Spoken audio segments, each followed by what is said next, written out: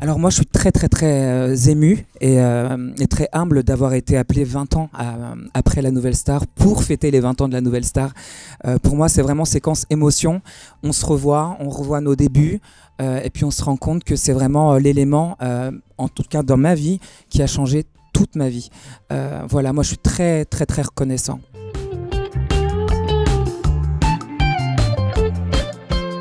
Nouvelle Star, je pense au casting directement. Je pense à mon casting où j'ai chanté Beautiful de Christina Aguilera, où j'ai chanté Les Moulins de mon cœur de Michel Legrand.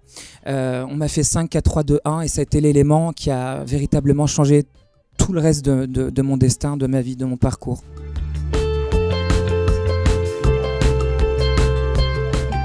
Vocalement parlant, ma candidate préférée, c'est mon amie Myriam Abel. Je l'adore. J'adore Miss Dominique parce que c'est ma saison.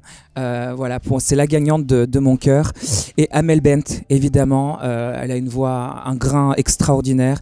Et j'aime aussi Camélia Jordana. Mais en fait, il y a tellement de voix à la Nouvelle Star, c'est difficile d'en définir une seule. Mais voilà.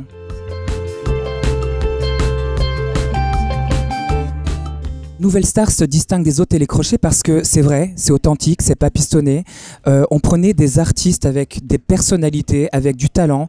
La Nouvelle Star, c'est pas une école. On nous apprend pas à danser, à chanter, à parler, à bouger. On prend des artistes bruts qui ont du potentiel et on en fait des futures stars, d'où le nom Nouvelle Star. Mais c'est vrai que bon, Nouvelle Star, dès le premier prime, on est seul avec nous-mêmes, avec le public. On peut pas tricher. On nous apprend pas à chanter. Voilà, le talent est là à la base et c'est ça qui distingue de tous les télécrochets qu'il y a aujourd'hui où on apprend, où on évolue, où on grandit. Bien sûr, tout le monde apprend jusqu'au dernier jour de sa vie, on s'améliore, mais à la Nouvelle Star, il y avait quand même des diamants bruts à la base.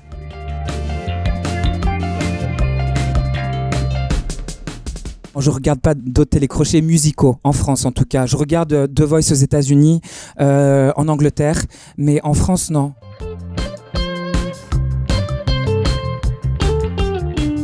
Parce que moi, j'aime les grandes voix. Et les voix en 2023, en France, c'est pas forcément ce qui est le plus à la mode.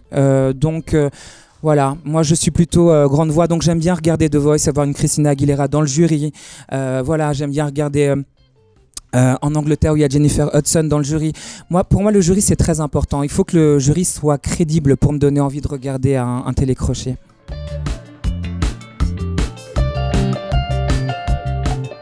Pour moi, le jury le plus crédible qu'on ait eu dans les télécrochets musicaux français, ça a été en toute honnêteté le jury de Nouvelle Star parce qu'il y avait un batteur, parce qu'il y avait une chanteuse, parce qu'il y avait un producteur.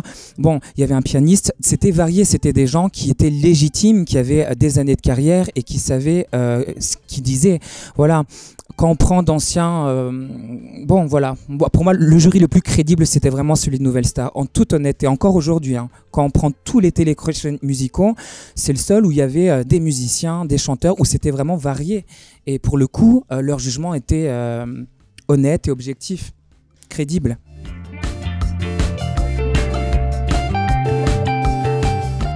J'ai beaucoup de chance. La télévision m'a ouvert les bras, donc moi j'ai un parcours télévisuel. Comme Myriam Abel, on a fait d'autres émissions jusqu'à aujourd'hui. Aujourd'hui, écoutez, quand j'ai commencé Nouvelle Star, il n'y avait même pas de réseaux sociaux. Au jour d'aujourd'hui, j'ai mon compte Instagram certifié. J'ai plus de 200 000 personnes qui me suivent au quotidien. Donc j'ai évolué avec mon temps, j'ai grandi avec ma génération et j'ai la chance de chanter depuis plus de 20 ans maintenant. Donc je suis très humble et très reconnaissant. Je pense qu'il n'y a pas d'hasard dans la vie et voilà.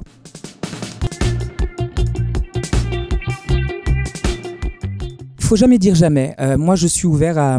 Voilà, j'ai jamais fait l'Eurovision, j'ai jamais fait La France un incroyable talent. Je pense qu'il y a encore des choses que je peux faire, mais avec le parcours que j'ai déjà fait. C'est-à-dire que là, j'ai 20 ans de métier, j'ai 20 ans de carrière, j'ai 20 ans de scène. Donc évidemment, je ne vais pas me retrouver dans un The Voice ou dans une émission où on est débutant. 20 ans plus tard, il n'y a pas d'intérêt. Mais l'Eurovision, La France un incroyable talent, c'est pas des pistes.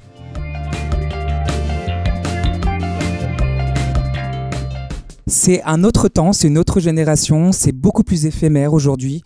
Nous, on a eu la chance de faire Nouvelle Star à l'époque où il y avait très peu de télécrochets musicaux, donc on a la chance d'avoir marqué, d'être encore reconnu 20 ans plus tard. Mais c'est vrai qu'aujourd'hui, c'est plutôt des produits de consommation. C'est vrai qu'il y a tellement de chanteurs, ça s'en va et ça revient. T'es à la page et puis tu tombes aux oubliettes. C'est très compliqué pour la nouvelle génération. Tiens, il y a Claude François. C'est très compliqué pour la nouvelle génération. Moi, je suis très content de l'avoir fait à mon époque. J'ai pas vraiment de conseils. Moi, je crois au destin. Je pense qu'il y a un temps pour tout et que chacun doit construire sa propre histoire.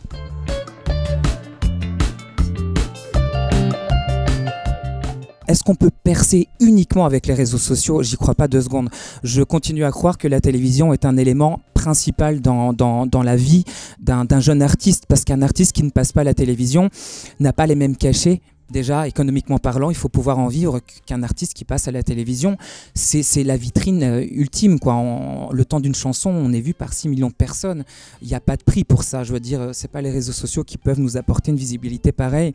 Il y a des vues, il y a des chiffres sur les réseaux sociaux, mais en termes de longévité, de carrière, je pense que la case télé, encore aujourd'hui, c'est important.